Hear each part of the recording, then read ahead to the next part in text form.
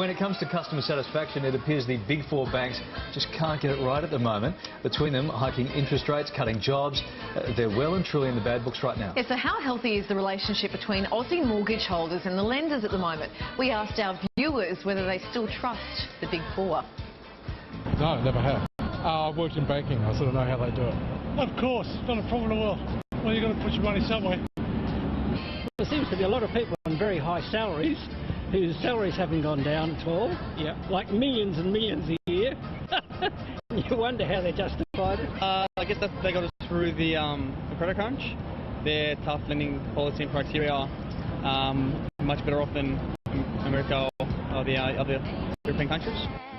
And now even one of those smaller banks, the Bendigo, has also increased its rates. So is making the switch, as many experts are advising us, a solution? Big question. Money expert Anthony Bell joins us with more. Hello, mate. How are you? Laz. Are smaller lenders any better than the big banks right now? Well, this is the issue, Laz, is not really, because what's happening is we saw with Bendigo, who's really a community bank, they actually started to move with the big guys too. Look, banks have to make a profit, but the question is how big a profit do they have to make? And a lot of consumers right now are thinking that, you know, the big four should just have one logo because they all seem to go in one patch together. So they don't actually now compete with each other. They're all so close to each other that it's a real issue to consumers. OK, they may still be offering lower interest rates on mortgage loans, but aren't the small banks riskier because they are small? That's what many people fear. It's the perception. Credit unions and those small community banks are usually okay, Coles, because they don't actually have to make as big a profits to satisfy their shareholders as what the big four have to. But the big issue with that one too is that they've still got costs out there. They've still got to run their bank, and because they're small, they need to still make a profit on the money that they sell to the community. So, you know, in order to just keep their own business going, they can't keep being really, really low and cheap money, otherwise they'll go broke themselves. All right, so there are people thinking about this move out there today, people who are cheesed off with what's going on with the big four.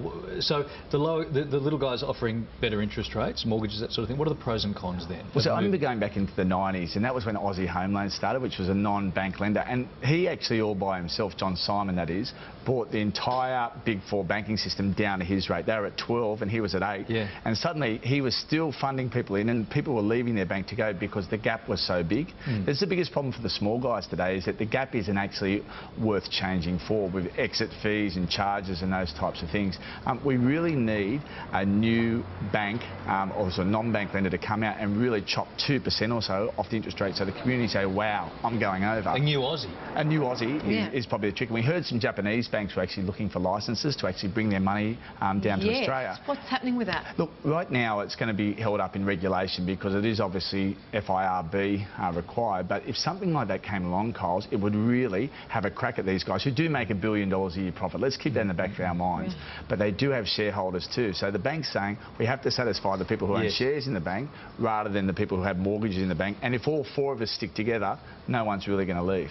Plus, there's another big issue with the banks right now, is their standard variable rate is actually higher than what you can negotiate down. So they'll say, oh, 7.6. Get on the phone and complain. You can get it out at 6.99%. OK, we've got some tips pages here, I let's think, have a crack for the pros and cons. Pros of making the switch? Well, you're looking for cheaper money. I mean, that's what really matters, and no matter what bank supplies with the money, it's actually the same money. Lower fees and charges are often with the credit union, so watch for that. If you are going to make a switch, make sure that on the other side you get something well there.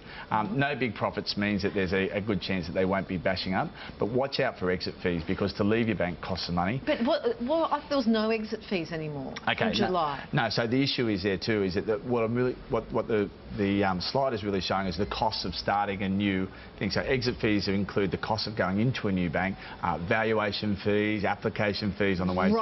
So when we say it's the cost of exiting really that you have to watch out for, which is the new bank's costs. And a lot of banks are throwing that out there as a way to entice you across anyway. They'll cover those sorts of costs. Well, sometimes they will. Could you ask them? Could you say, look, if I make the switch, will you? I don't want to pay a valuation fee, your house, and they're the sorts of things. So it's the cost of exiting that the real point is made there, to make sure that you know, with nothing on there, that you got to. And if the gain is not that much higher than what you're currently paying, most people won't do it. There's a lot of hassle too. Okay, mate. Thank you very much for that. All right. Good to see you. Thanks.